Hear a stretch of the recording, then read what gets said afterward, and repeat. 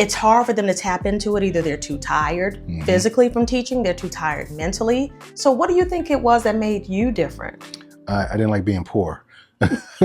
So Good Company welcomes author, educator, spoken word artist, and DJ, Brian Douglas Neal. Welcome to Good Company. Sit back, relax, enjoy a conversation with me. Brian, welcome to Good Company. thank you for having me. Can you tell me where you were in your life when I met you back in 2003? I was still a classroom teacher. Were you able to teach and also still be as creative as you wanted to at the time?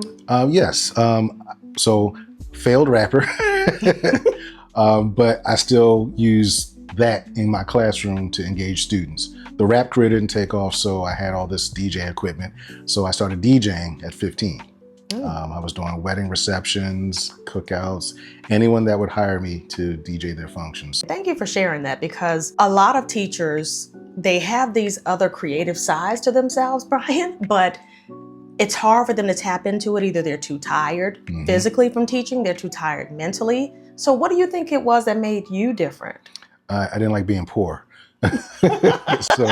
So teachers, especially around that time, you had to have a second gig. Yeah. DJing allowed me to be somewhat creative. It was more work, but at least I was doing something I enjoyed, because I enjoyed music. And 2008 or 9, I became the school's behavior intervention person, which is a fancy term for a school bouncer. And did that for 17 years afterwards, working with students who are, pushing you mentally and physically every day. It takes a toll over time. So having a creative outlet, or some type of outlet was a must. Agreed. Speaking of the influence and everything, tell me, who influenced you? How did you start with your music? How did you start rapping? Hated school. Teachers were boring and they were mean. I went to Catholic school from elementary through high school. My mom just wanted a better education for me, and she knew I would probably get in a lot of trouble in the public school. I had a tape recorder. That was my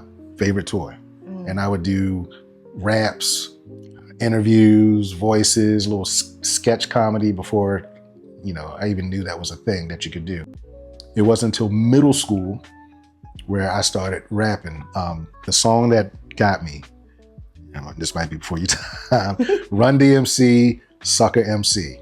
Oh, yeah. When I heard that, I was like, I just started, at that point I said, that's what I want to do. I want to be a rapper. So in middle school, I started doing like freestyle raps in the cafeteria. And then now, not getting bullied anymore, now I'm the cool kid. Right. High school, they used to have a career day, and students could like show their career or what they thought. So there was a guy I went to school with. He was a year before me, big time DJ Spin. Shout out to DJ Spin.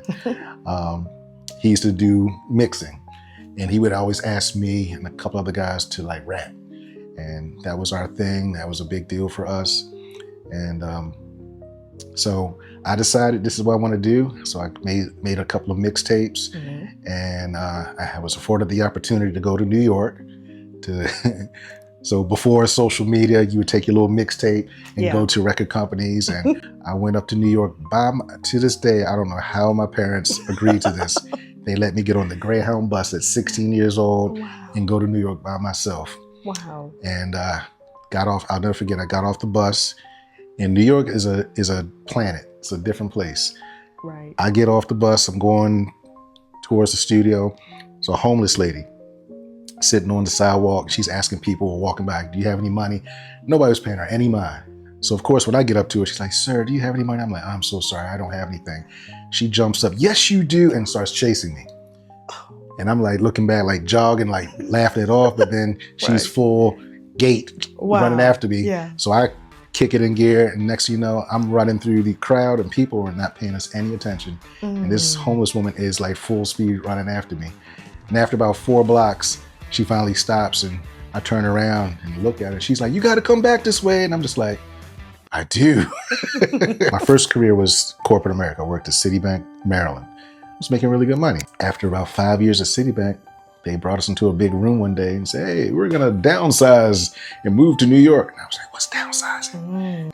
So they gave us the opportunity. We can go to New York with them, or we'll give you this really nice severance package. I was like, how much is it? Ooh, I'll take the severance package. Yeah. And I chilled for like 3 months, just doing nothing. And then my sister was like, you know, that money's going to run out. What you going to do next? I was like, I hadn't thought that far. So it was either go back to school, which I really didn't want to because I've been out for a couple of years now. So I was like, I'm going to be the old guy in class. So she said, well, why don't you be a substitute teacher? I'm like, why would I do that? Substitute teachers get no love.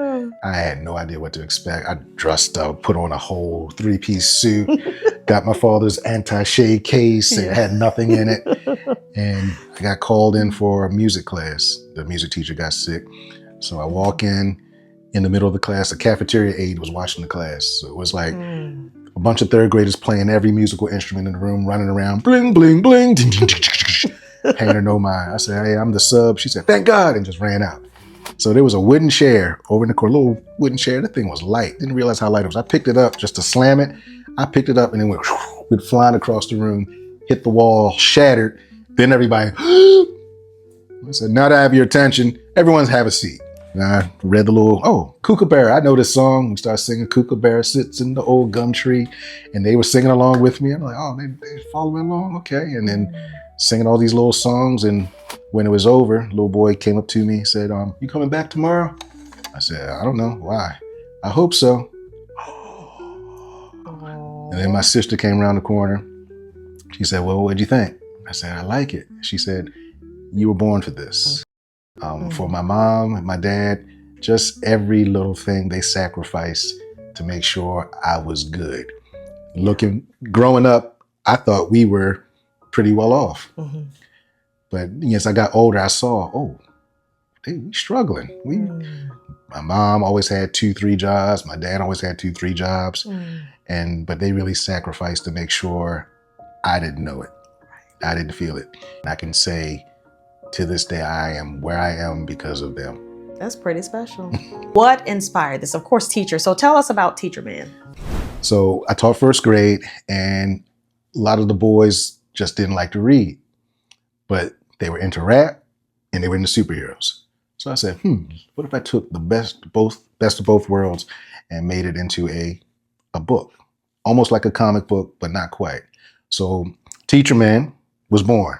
I always thought being a superhero was a viable career you could have growing up. Yeah. And so I said, I'll be Teacher Man, and Teacher Man tells all his stories in rap. Right. So kids can read it in rap form. So it promotes not only them wanting to read, but it also has a cadence where it can make it easy for them to pick up so they can read it.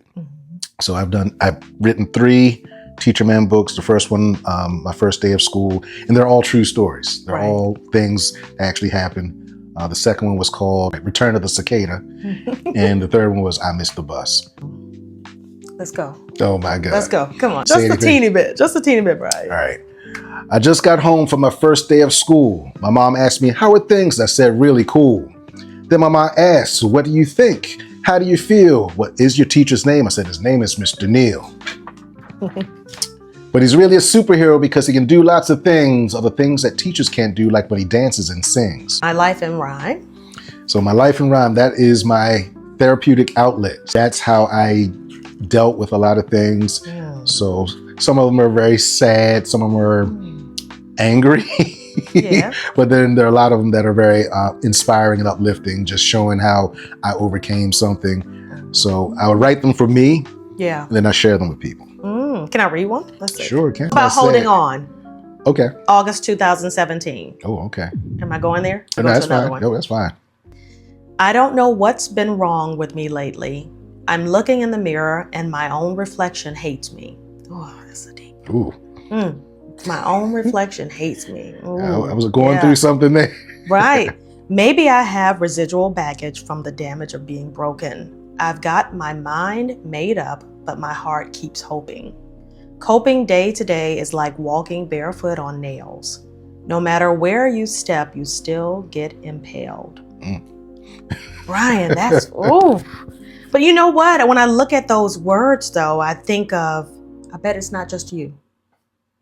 Part of my therapy from my therapist. Her suggestion, share yourself out there and to prepare myself, but also to maybe help somebody else. And I didn't tell you I was going to do this, but I'm going to do just like a little baseline. Okay. Can you do a spoken word over it?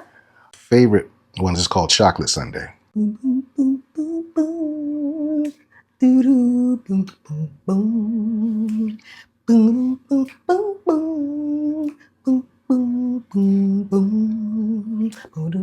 Hate me if you want, but I will not change or conform. I am the storm before the calm, the boom before the bomb.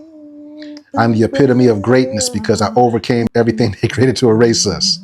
They can't place us into a single category because we captivate and capture the attention of those who try to change our stories.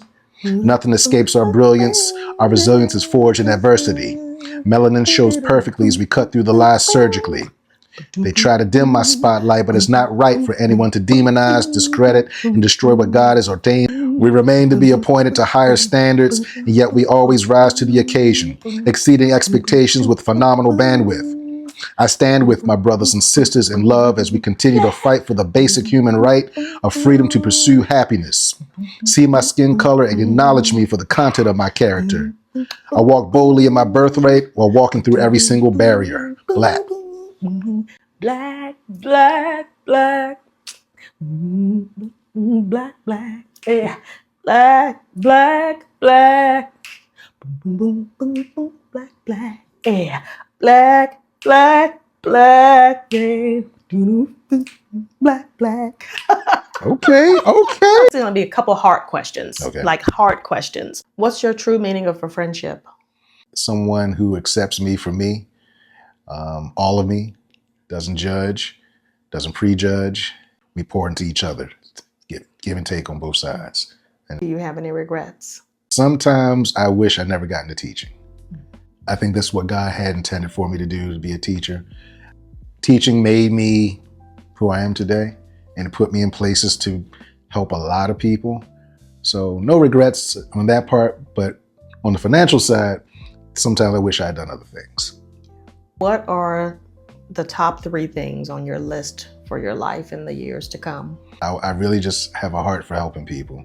My family members, my close friends, I really want to see us all win. And if I can do anything, if God will use me in any way to be a conduit for people to succeed or just to help them in any way, that would be my number one thing. And I just want to be able to just travel and, help people and just be on my own time. What has creativity done for your life? Creativity has helped me maintain sanity. It has given me the opportunity to use it as an outlet. But being a creative, using everything has allowed me to free myself from being bound by that mentality of, I got to do this on my own.